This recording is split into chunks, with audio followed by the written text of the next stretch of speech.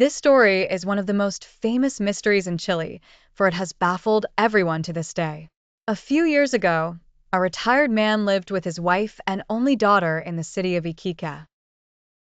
Following his retirement, he developed a passion for visiting the renowned archaeological sites in the surrounding area.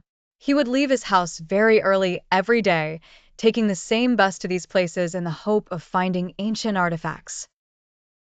His wife was aware of his daily routine and never objected. One day, he bid his wife farewell, boarded the usual bus, and set off on another small archaeological trip. As hours passed and night fell, the man did not return home as usual, causing his wife to become extremely worried. She decided to report his disappearance to the police. Yet, not only did he fail to return that night, but he also remained missing the following day. Extensive searches were conducted across all the locations he frequented, but to no avail.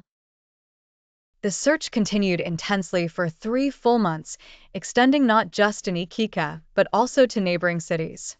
Neither his family nor his friends could determine where he might have gone, or why he disappeared so abruptly. Unable to locate the man, authorities declared him deceased.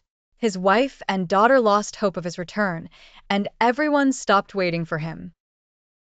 His family even erected a symbolic marker in the local cemetery as proof of his presumed death and loss of any hope for his survival. After 8 years had passed, the missing man's daughter got married and became a mother.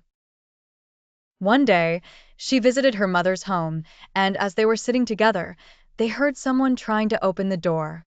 They went to see who it was, and there stood the missing man.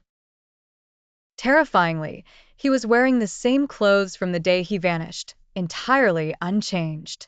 He asked, annoyed, why the lock had been changed and why their appearances were different. His astonishment grew when he saw his daughter holding a child.